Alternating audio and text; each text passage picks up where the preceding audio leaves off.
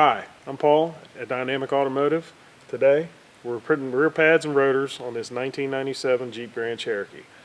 Need to replace them. Basically, they're worn out and the rotors are getting pretty rusty. We'll show you how to do that. Well, sometimes when your brakes are going bad, you'll notice a squeak or a bad shimmy when you hit the brakes. You'll have your steering wheel shake pretty badly. Right here you can see basically how the rotor is rusted excessively. That's definitely not good for stopping. You want a good clean surface that is free from pits and roughness, because as long as the pads can ride smoothly on the rotor, you'll stop quicker. On these Jeeps especially, it's the way their brakes are set up. The brake pad rides right here on the knuckle. That's how they move in and out and clamp the rotor.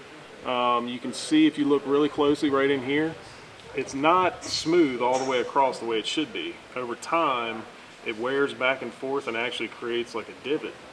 So what you have to do, and what we've done in the past many times, is you can weld it back up, build material back up, and then smooth it down, and it makes it just like new.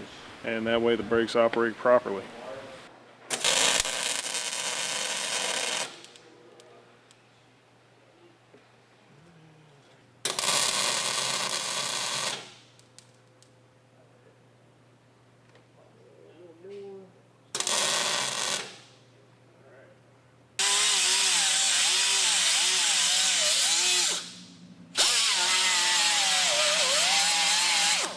This is where I had just welded up and where the divots were. Basically I welded it up and ground it back down flush, and now it's a nice smooth transition just like you want it to be.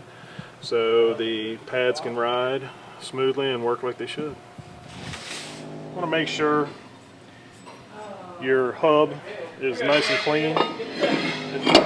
That way the rotor seats on it securely and doesn't wobble, because if it does, what it can do is when you go to hit the brakes, it'll create a pulsation because the rotor's not spinning true, basically, and it'll be spinning out around. So that's what you don't want.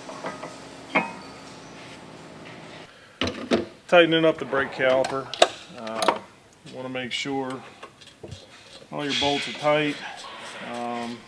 Sometimes you're using a power tool, you think they're tight and they're not, so it's always good to go back with a wrench and make sure.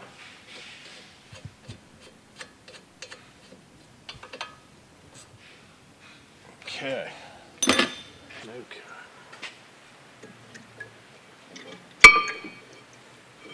On these in particular, you got to pay attention because they're all four different, because basically they hook in.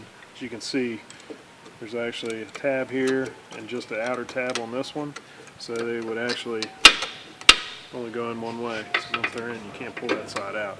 So you just have to pay attention when you pull them apart.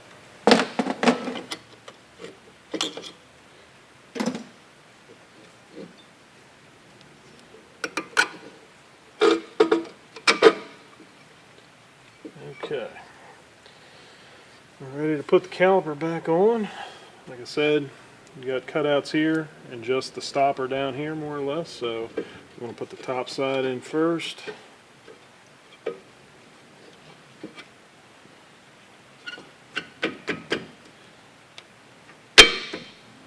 That's it. This is how it's supposed to look when you're done. New rotor, new pads, everything's tight. Remember, do not forget to pump up the brake pedal before you start or try to move the car. Otherwise, you could try to move and the brake pedal will go straight to the floor. Have a very bad day.